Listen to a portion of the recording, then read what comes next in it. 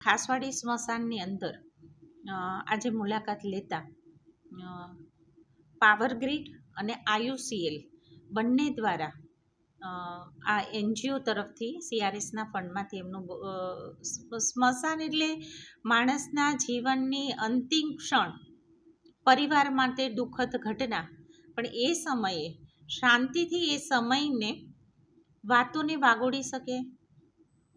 અંતિમ ક્રિયા વખતે દુઃખદ પ્રસંગ પણ ઘટનામાં વડોદરા મહાનગરપાલિકા હોય કે આ રીતની સંસ્થાઓ હોય હંમેશા લાગણીથી જોડાયેલી હોય છે.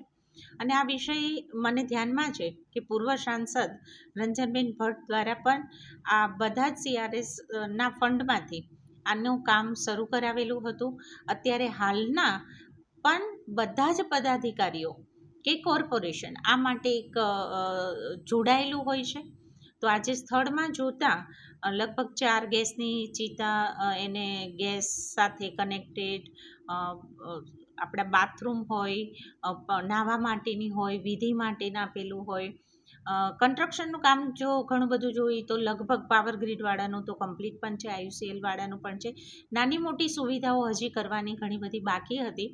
એ કોન્ટ્રાક્ટ પણ ત્યાં હાજર હોવાથી એમને પણ બધું પૂછેલું છે અને ઝડપથી ઝડપ કઈ રીતના આપી શકાય, છતાં પણ એ લોકોનો સમય થોડો એ લોકોએ બેક મને કીધું છે. પણ આમાં પણ કેટલું ઝડપી થઈ શકે, કોઈ જ જગ્યાએ ક્યારેય કોઈ પ્રશ્ન ન બને અને છેલ્લી ક્ષણમાં કોર્પોરેશન એમની સાથે જોડાયેલું હોય એવી ભાવના અમારી પણ છે.